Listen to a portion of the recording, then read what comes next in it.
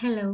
ഇന്ന് നമ്മൾ നോക്കാൻ പോകുന്നത് എങ്ങനെയാണ് എമുലേറ്റർ അല്ലാതെ നമ്മുടെ ഡിവൈസിൽ ആപ്പ് ടെസ്റ്റ് ചെയ്യുന്നത്, എങ്ങനെയാണ് USB ഡീബഗിങ് ഓൺ ചെയ്യുന്നത് തുടങ്ങിയ കാര്യങ്ങളാണ്.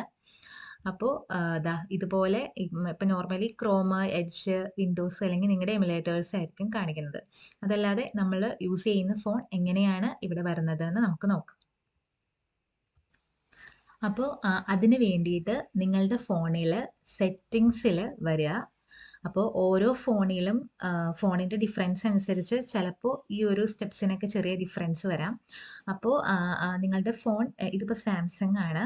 അപ്പോൾ ഇതിനകത്ത് എബൌട്ട് ഫോണിൽ വന്നിട്ട് ഇവിടെ സോഫ്റ്റ്വെയർ ഇൻഫർമേഷൻ ഉണ്ടാവും. ഓക്കെ, ഈ സോഫ്റ്റ്വെയർ ഇൻഫർമേഷനിൽ ഈ ബിൽഡ് നമ്പർ എന്ന് കണ്ടോ, ഇവിടെ 7 ടൈംസ് നമ്മൾ ക്ലിക്ക് ചെയ്യുക.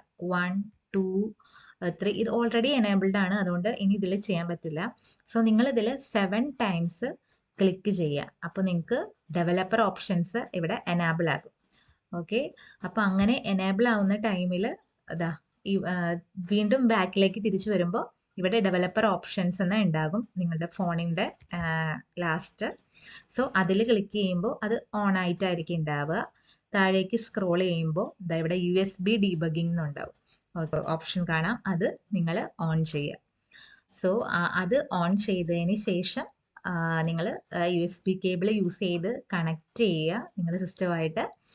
ദെൻ എന്താണ് ഇവിടെ ഇപ്പോൾ അങ്ങനെ ഒരു ഓപ്ഷൻ വന്നിട്ടുണ്ടാവും. നിങ്ങളുടെ ഫോൺ ഇവിടെ കണ്ടിട്ടുണ്ടാവും. ഇനിയിപ്പോൾ നിങ്ങളുടെ ഫോണിൽ ഇതുപോലെയല്ല എങ്കിൽ how to enable USB debugging നിങ്ങളുടെ ഫോണിൻ്റെ നെയിം കൊടുക്കുക, സെർച്ച് ചെയ്യുക. ഓക്കെ, അപ്പോൾ ഇങ്ങനെയാണ് ഒരു USB ഡീബഗിംഗ് ഓൺ ചെയ്യുന്നത്.